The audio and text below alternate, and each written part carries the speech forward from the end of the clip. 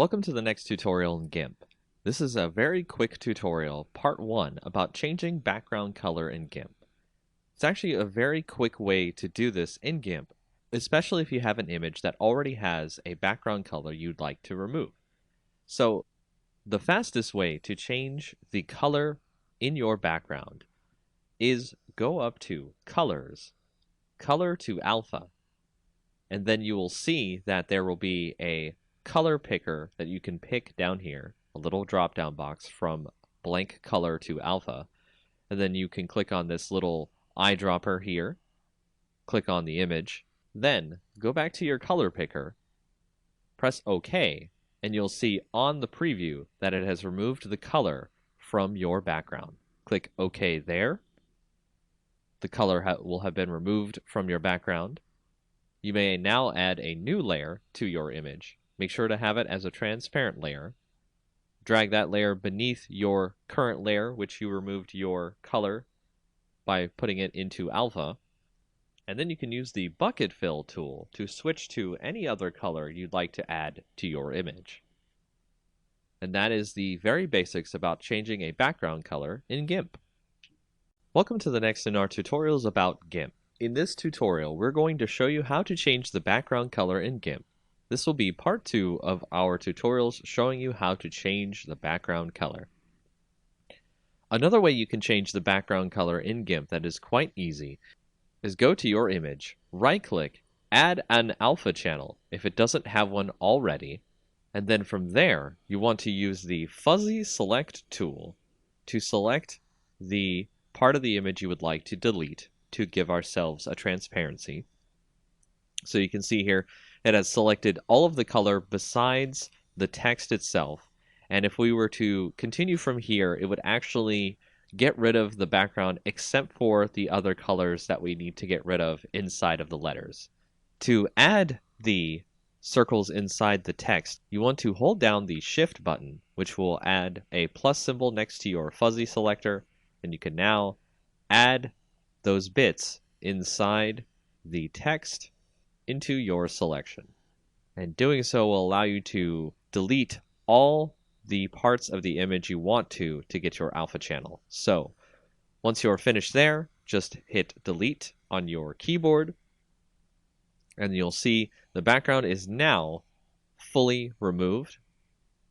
And just like before, you can add a new layer with a transparency, put that below your current layer, and add a new color to your image by using the bucket fill tool.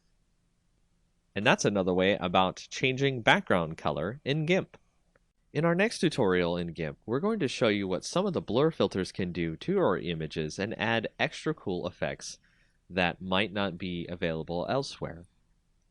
We'll start by using our blur, Gaussian blur, motion blur, and pixelize blur filters, and that way you can see all the neat types of things you can do with your image.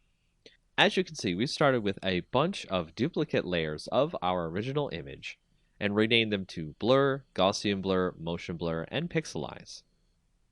From there we can select our blur layer, turn that visibility on, and then go up to the filters, blur, and then blur. And it'll add a subtle blur effect to the image. You can see it on here. It's now much different from the original image. The details have been lost.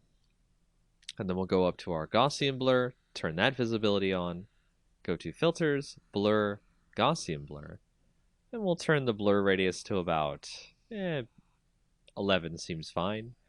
That's our Gaussian blur. And then we'll go to motion blur, turn that one on. Go to filters, blur, motion blur. We're going to make it a zoom, maybe about the center of the image here. The length of the zoom we'll put about 28, and it'll take a little bit longer to do this effect if your image is large. So now you can see that there is a kind of rush to get to the mountain look to the image. It's really cool. Then we'll go to our pixelize layer. Go to there, go to filter, blur, pixelize. And it'll create a kind of chunky pixel look to the image, so it'll actually kind of blur it out in something that's kind of like if you censor an image or protect someone's face or anything like that, you might see somebody has done something like this. So we'll set the pixel width to 7 and the pixel height to 7. And that is the pixelized blur on our image. So if we want to go back to regular blur, let's remove all the different visibilities of the other image. And we can change the opacity on this blur, so we can change how much of the blur obscures the image, which is okay. If we go to Gaussian blur, we can do this with our opacity in such a way where we create kind of a hazy look to the image. You can see it looks like it's in some sort of a dream. Then to motion blur, if you wanted to change the opacity on there, it creates more of a kind of like ray-like effect coming out from the image itself. So you can dial that in as much as you want or as you like. Then if we go to pixelize, we can do the same thing where we can turn the opacity up or down on that, but it just changes whether or not the blocks show up. What we can do here is we can select part of the image and we can create kind of a border in the image. And to do that, we've selected a spot in the image. And then you'll want to go to the pixelize layer, add a layer mask, make it the selection that we've just put onto our layer, but invert the mask because we want a border on the inside and not just the inside of the selection as our pixelized blur. And then click add, and you can see now on the edges of the image, if you right click, select none, you can see on the edges of the image there's a nice pixelized border. And that's an intro to some of the different blur filters in GIMP. Welcome back to our tutorials in GIMP. For our next tutorial, we'll show you about the selective Gaussian blur and how it can be used to remove noise from your images. Just like our previous tutorials where we've shown you how to reduce noise, we can select part of the image that we want to remove the noise from. As you can see here, I have a selection. Then go up to Filters, Blur, Selective Gaussian Blur. And in that, you want to select where the delta is. That's basically telling the Gaussian blur how much of the image you'd like to remove the noise from, and set the blur radius so that way it can come out looking good. As we hit OK here, you can see that it has removed a lot of the noise from the image by getting rid of the noise through the blur. And that's just a quick way to show you how to do selective Gaussian blur in GIMP. Welcome to our next tutorial in GIMP. We'll go over more tools that have been used in GIMP to create different effects in your image. The tools we'll go over for this part of our tutorial will include the clone tool, the healing tool, the perspective clone tool, the blur and sharpen tool, the smudge tool, and the dodge and burn tool. Starting out with the clone tool, if you go to our image that you see here, it will not let you do anything with the brush until you hold down Control, click a source on the image, and then it'll use that source when you decide to paint on your image, thus duplicating the image as you paint over it. The next tool, the healing tool, allows you to heal parts of the image, much like in Photoshop when you want to fix parts of your image that have blemishes on them or other various problems. Much like the clone tool, you have to set a part of the image that you would like to use as the basis for healing the rest of the image. And as we start moving through our image, it'll try to heal the image based on what's around it, as opposed to the previous clone part, where it just copied whatever it was using the source as. For the perspective clone tool, we can modify the perspective of our image, not in a permanent way, but in a way that GIMP will use when we decide to clone the rest of the image later. By going to the perspective clone option in the tool options, we can now set a source that we'd like to clone from, say this corner up here where the perspective will be changed, and we can paint that into our image. And as you can see, the perspective of the image in the upper left is now in our bottom right at a very different perspective.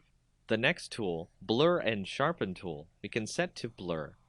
And then on our image, we can start blurring out parts of the image as we need to. And then if you set that to sharpen, you can sharpen parts of the image as you need to. You can turn up the rate on this to increase the sharpen amount, so that way you do not have to sharpen more than once on an image. If you go to the smudge tool, this will use the colors around it and smudge them together so they become more of a blur with all the colors that are included when you start smudging. The next tool, the dodge and burn tool, allows you to dodge, which is lighten up the colors in an image, but also do burn, which allows you to darken the colors in the image, creating more vibrant color as necessary. And those are some of the more advanced tools you will use in GIMP. Welcome back to our tutorials in GIMP. For our next tutorial, we'll show you about the selective Gaussian blur and how it can be used to remove noise from your images. Just like our previous tutorials where we've shown you how to reduce noise, we can select part of the image that we want to remove the noise from. As you can see here, I have a selection. Then go up to Filters, Blur, Selective Gaussian Blur. And in that, you want to select where the delta is. That's basically telling the Gaussian blur how much of the image you'd like to remove the noise from, and set the blur radius so that way it can come out looking good. As we hit OK here, you can see that it has removed a lot of the noise from the image by getting rid of the noise through the blur. And that's just a quick way to show you how to do selective Gaussian blur in GIMP. Welcome to our next tutorial in GIMP. In this tutorial, we'll show you how to use the Paths tool inside of GIMP. So go over and click your Paths tool here, and on the left in the tool options, you will see that you have the Design mode, the Edit mode, and the Move mode.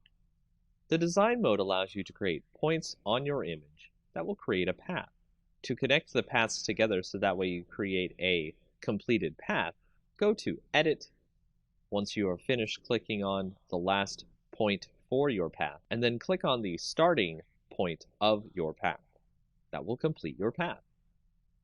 From there, you can move the path if you need to, and you can start doing a selection from the path or stroke the path if you need to.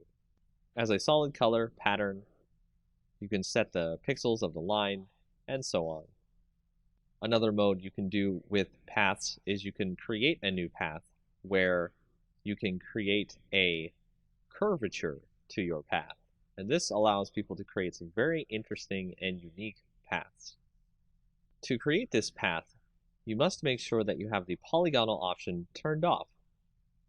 And that's a very basic way to use paths in GIMP. Welcome to our next tutorial in GIMP. Now, in our previous tutorials of GIMP, you may have asked yourself, how do I install those scripts, plugins, and brushes that I see on the internet for GIMP? For example, we actually had a filter earlier that we used called the Advanced Tone Mapping, and we actually had to install that into our GIMP plugins folder, and the wavelet denoise we also had to install. So how do you do that?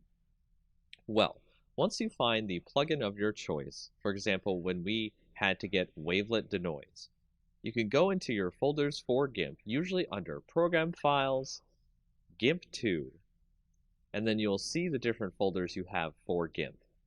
If you go into the lib folder, then go into GIMP, then go to 2.0 or whatever the version is, you will find the plugins folder. And this is the folder you will want to bring any plugins that are exe files that GIMP uses as extra plugins for its program. As you can see here, the wavelet denoise program is where we put that plugin. For other different things you want to put in your GIMP program, you go to the Share folder, the GIMP folder inside there, the version folder inside there, and then you can see that there are brushes folders, scripts folders, and various other folders you can bring extra things into GIMP to use for your projects. So if you have a script, for example, the Advanced Tone Mapping script, this is where it goes inside your GIMP program. And once you've put those files into the correct folders you need to put them in, all you have to do is restart your GIMP, and you're ready to use your scripts, plugins, and brushes.